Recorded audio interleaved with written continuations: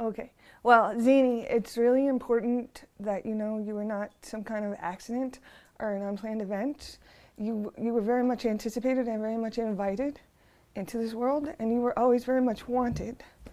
And I remember waiting for you to join us and wondering who you were and if I would do a good enough job raising you. And as that was always very important to me, that I would figure you out and nurture you well and love you in the ways that would enable you to grow. I don't know if I can do this, Bill.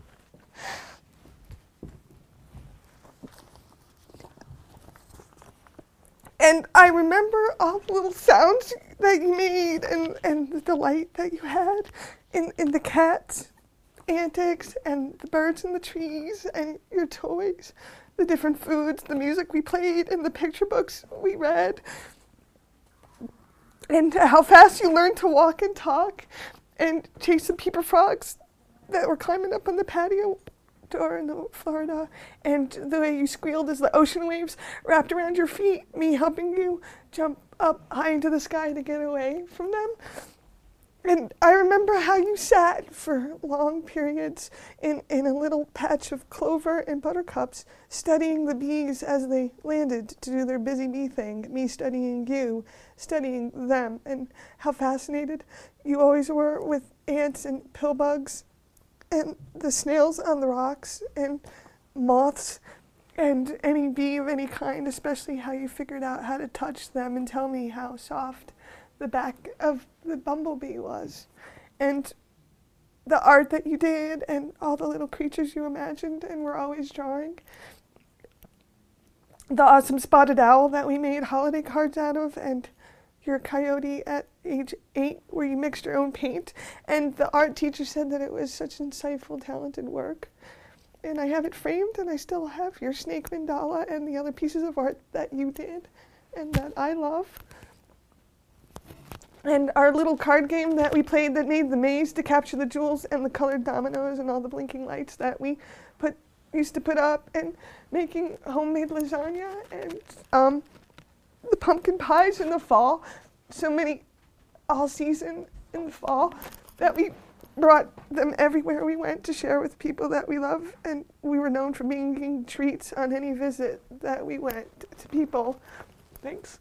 And your friends for 7 years at our little place on Willow Street, the little townhouse that we had, and how they'd ring the bell when you weren't there. Is Zini home? Can she come out? And how you used to hand out whole boxes of ice pops to every kid in the neighborhood. And they always rang the bell looking for you. And you remember how we always kept birdseed in the car and a Frisbee? And so no matter where we went, we would feed the birds and the chipmunks, or find a spot to play Frisbee in a parking lot and just get some of that energy out. And wherever we were, we'd spin up a game of kickball with the big dog ball with other kids. And so many early sunrise mornings, drinking hot tea and getting a hot breakfast and seeing the mist steam off the fields on the way to school and work, where I had stuffed positive quotes of the day in the door pocket on your side of the car and insisted that you read them out loud for us to take on our day with us as we parted our ways out in the world. And the Sunday morning French toast, and calling your grandmother to have her join us on speakerphone at the table for Sunday brunch. And you tell her all the things that you were doing, and of course any special wildlife that you'd seen that week. And like the time you discovered a praying mantis on the refrigerator door, and then a second one that week out in the tiger lilies in the back of, and our cardinal family, and the crazy things that your own beloved pets had done, as over time you had negotiated me into what turned into a small zoo in our townhouse on the west end of town. You jumping from the 3rd floor balcony down to the 2nd floor landing on my bed the way Oslo used to do. That was so funny to you, so you had to do it too.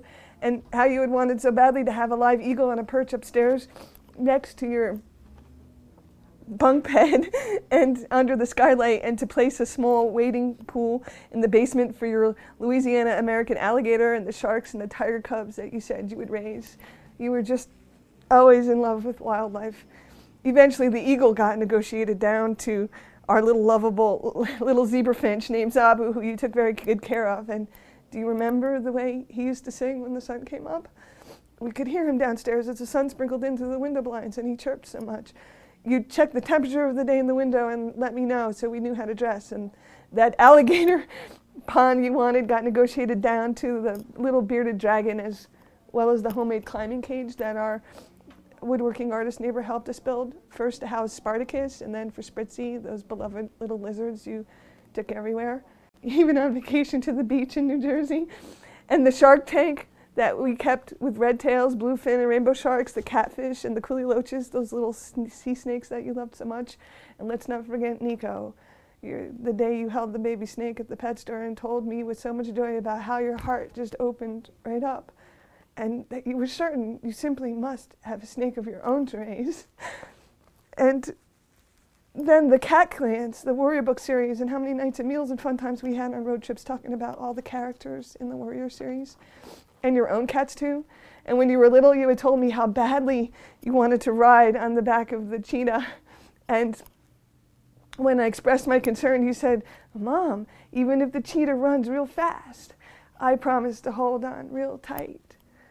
And how I laughed and laughed at the delight in that image and promised to write a book about it, about the girl and the snap orange beetle who traveled around the countryside looking for cheetahs.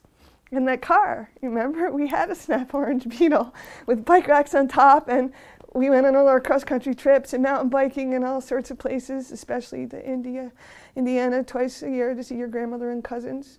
And you had sat on the floor with her for hours studying the bird's nest that she had found and saved for you, and filled up the hummingbird feeders, and how you guys secretly made a chocolate birthday cake one time for my 40th birthday, me being born on the 4th of July, and you guys decorating it with stars and stripes.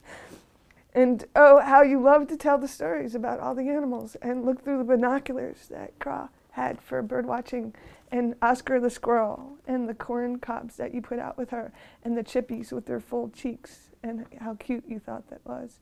And all the flowers that we planted that are precious. And I still have that cardboard press, the cardboard press that Gra gave you. And the flowers from the edge of Lake Erie are still in there, pressed tight still from one of our snap orange beetle cross-country trips. And I remember that fateful day on 9/11 when I picked you up early and told you how many bad things had happened, and that the buildings with the windows on the world that we had just passed a few weeks earlier, going across New York City, the George Washington Bridge to see friends and family in New Jersey, and I told you, oh, maybe this winter we'll go to Windows in the World. And I had to tell you that day that they were gone. They had crumbled, and along with it, a lot of people died that morning. And I remember how when we had gotten home, and you were only just 5 at the time, you took candles out and matches and went to the back porch and told me you were going to light little lights for all the children whose mothers and fathers were not going to be able to pick them up from school that day or ever again. You were always so deep and sincere. And I just stood in the kitchen and sobbed as you made your way outside and lit your candles and sat on the stoop, lost in your own thoughts and feelings about what was going on. And I made us something to eat, and then our lives, like everyone around us, had changed inexorably that day. And I was called to serve our country, and I went when called, just 38 days later, as part of that first wave of 20,000 troops who were activated. And we made poster and pictures of the airplanes, and so you could talk about it at school, and you being the only one in your class who had a military parent. And so I tried to help you feel proud about yourself, about me, about the Air Force, about my service, about what it meant to be free. Because after all, we live in the land of the brave and the home of the free. Just like those eagle that you love so much when they're soaring, and the birds of prey that you loved when you were ambassador for the day at the zoo and got your special poster for being the Raptor apprentice, and the pictures that we have of you doing that. And we adapted and we adjusted, and you continued to have your 2 homes and your life and your school. Snow sledding with me in the winter break, and going to see Phantom of the Opera in New York City on Broadway for your birthday. And my cards and quotes and calls to you every week. And your trip to the Galapagos Islands with your grandparents, how special that was, and the camera I got you, and all the pictures you brought back to share with me, and the book and the presentation I helped you make. It was almost as if I went on the trip with you. And I so much enjoyed you exploring the world like that, and so happy for your adventures, and how you shared them so generously with anyone who would listen. and your art and your music and how incredibly talented and beautifully you've learned to play the violin. The emotion and the richness of your inner imagination, it comes through for me in the ways that I know and love you. The subtle expressions are there. I hear them all in the music that you play. Maybe something no one else can hear. All my prayers have evolved into ones where I wish that my love for you will reach you, inspire you, nurture you. Every child deserves to have someone in their life that believes they are special and who will cherish them. And I hope you remember always how much that I cherished you and the little cheetah calls that we used to make, mother and cub, because you said the cheetahs don't meow, they just chirp. Like that. And like you once wrote to me, I love you more, Mommy, I love you more than eagle loves his country.